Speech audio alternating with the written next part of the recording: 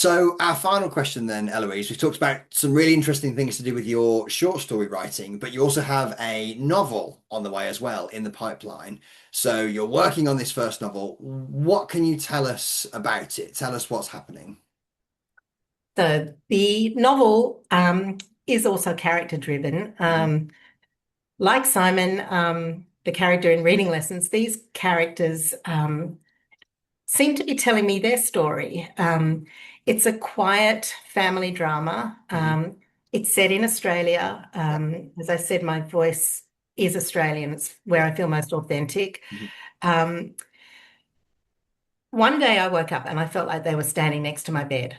I Oh, really wow. felt them there. And they were like, tell our story. And I Mhm. didn't know what the story was at that point, but I could Okay. see that these five people, the mum and the dad and their three kids, Mhm. had a lot of love and a lot of pain. Okay. And then I thought, well, where does it start? And I just had this image of the mother lying in the bathtub in the backyard when the girls get home from school. And Okay. I thought, okay, yeah, something's wrong. Something's amiss with the mum. And these girls are young teenagers and they're Mhm. embarrassed by her. They're uncomfortable with Right. her, but they're intrigued. And so that's the premise for it. Okay. Lovely.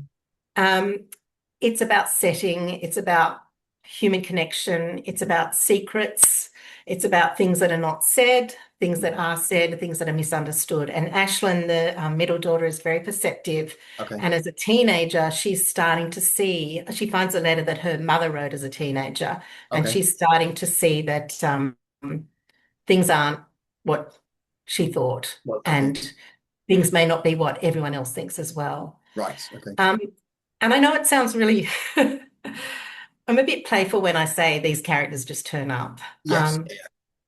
But in a sense, they do. They guide the story. Mhm. And I think that if I don't trust them to show the story to me, Mhm. then the novel won't be finished. Yeah.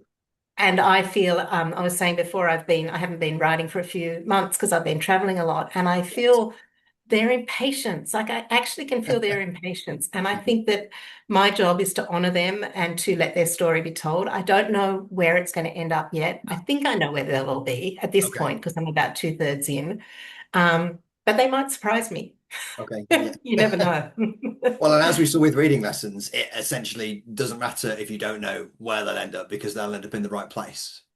Yeah, Yeah. exactly. No, that's Yeah. And I perfect. And trust them. yeah, and I think I love the quieter character driven family dramas. I think sometimes one of my favorite things in stories is when you're saying or you're discussing big topics by saying little things.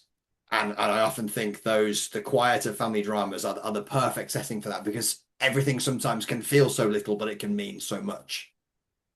That's right. And I think that one of the things that I've sort of learnt, I'm going to be 60 next year. One of the things that I've learnt through everything that I've experienced Mhm.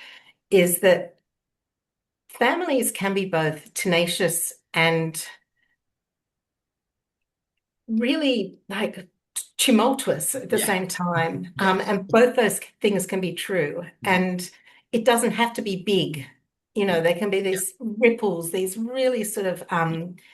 fairly surface level ripples that some people might be aware of, other people are not, and it might hit them. And Yes, I yeah. think it just makes it so interesting when we recognize that about each other and human connection. I mean, that's why I write, because it's about human connection and empathy, and it comes from a place of love, and all these characters really love each other, but it's going to be hard. Yes. Yeah, And yeah, they're the best stories, aren't they? Where you have that intimacy, you have that connection, you have that love, but it's hard, exactly. it's difficult, there's conflict, and I absolutely love that. Yes, I am very excited to read this when it's ready. When it hopefully comes out next year, and I'm sure it will find a home, and it sounds like it's going to be excellent.